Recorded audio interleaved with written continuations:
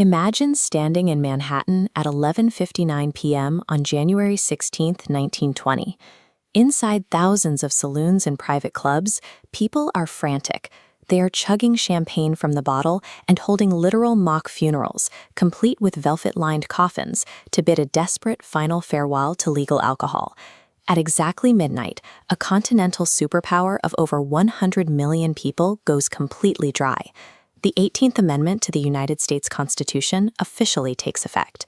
To the activists who fought for this moment, this was a utopian dream. The famous evangelist Billy Sunday told cheering crowds that the slums would soon be a memory and America would turn its empty prisons into factories. But what the politicians and preachers failed to account for was human nature. You cannot erase a deeply ingrained biological and cultural desire by scratching a piece of paper. Instead of eliminating crime, Prohibition instantly destroyed the fifth largest industry in the country and diverted a multi-billion-dollar revenue stream directly to the underworld. To understand why the United States took such a massive legislative leap, we have to look at the decades preceding it. Early America was not a pious, conservative society of Puritans. In the 1800s, water was heavily contaminated with deadly bacteria, meaning alcohol was consumed by everyone, men, women, and even toddlers, as a literal medicine. This chart shows just how staggering that consumption became. By the year 1830, the average American over the age of 15 was consuming 7 gallons of pure alcohol a year. That is more than 3 times the amount the average citizen drinks today.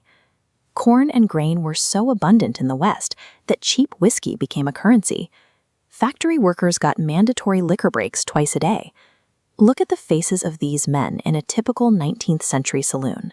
On Saturdays, thousands of working-class husbands took their paychecks straight to places exactly like this, spending every cent on cheap liquor and leaving their wives and children starving, while domestic violence spiraled out of control.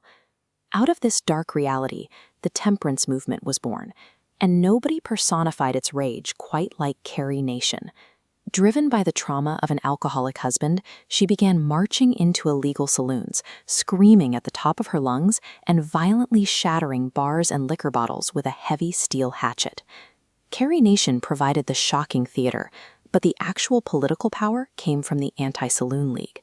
Led by a ruthless lawyer named Wayne Wheeler, the ASL invented modern single-issue politics. They didn't care if a politician was corrupt or honest.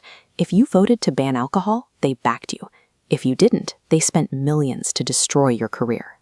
They forced dozens of states into submission, but they needed a crisis to clinch the federal victory. That arrived in 1917, when America entered World War I against Germany.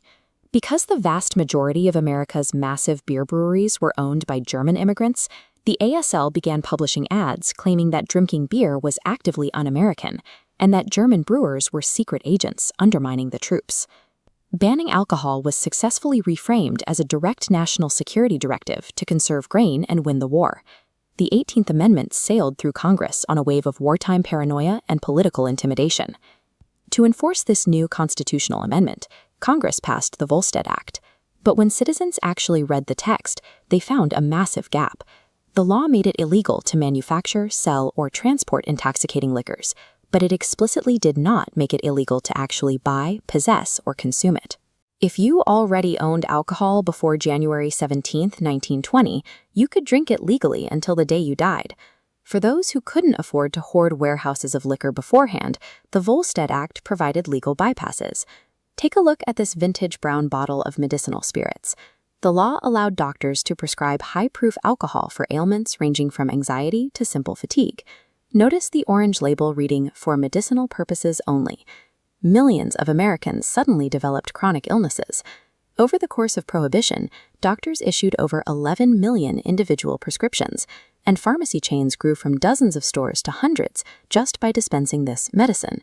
The legitimate bars closed, and the demand simply shifted into the shadows. Before 1920, New York City had roughly 15,000 legal, taxed saloons.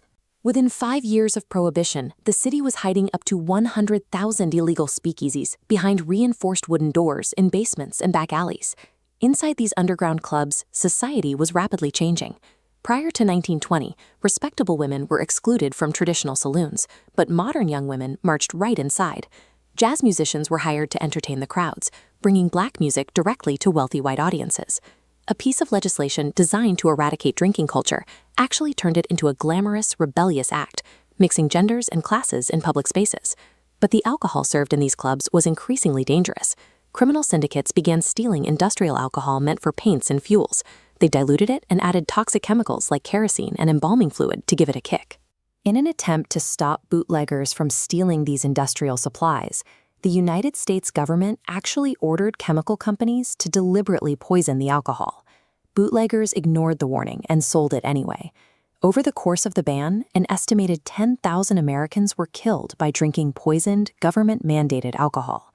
As deaths from poisoned spirits climbed, a market emerged for customers willing to pay a premium for untainted, imported liquor. Securing that supply required international shipping lanes and millions in capital, logistics that neighborhood street gangs had never managed. That is, until a notorious New York gambler named Arnold Rothstein looked at Prohibition and saw a classic supply and demand problem. He bought an entire fleet of transatlantic boats to smuggle millions of gallons of premium Canadian and European liquor to the American coastline, running his operation exactly like a Fortune 500 company with corporate lawyers and professional accountants. Rothstein mentored a young generation of brilliant street criminals.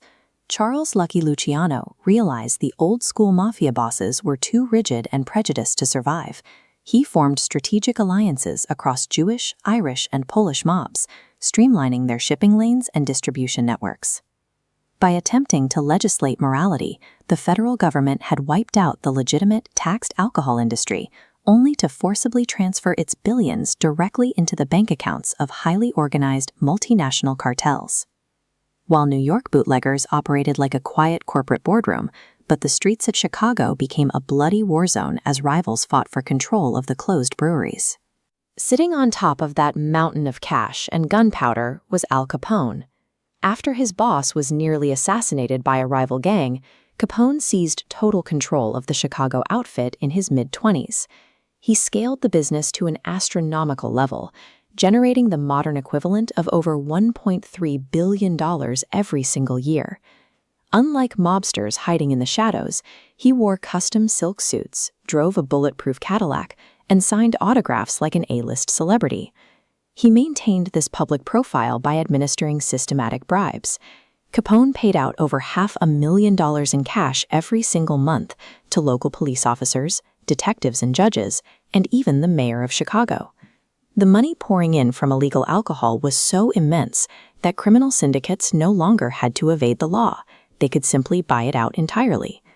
But Capone protected his monopoly with extreme brutality, and that violence reached a horrifying climax at the St. Valentine's Day massacre. This photograph from the scene shows city officials standing over the aftermath. Look at the row of white sheets. 7 rival gang members were lined up and executed in a hail of submachine gun fire. Street violence had transitioned into paramilitary slaughter. This massacre became the public breaking point. The violence had grown too spectacular and the corruption too deep. The utopian dream of a peaceful, sober America had shattered completely in front of the entire country. By attempting to erase human nature with the stroke of a pen, the United States achieved the exact opposite of its goal. The nation starved its own government of billions in tax revenues, accidentally poisoned thousands of its own citizens, and permanently handed the underground economy to the deadliest criminal empires in America.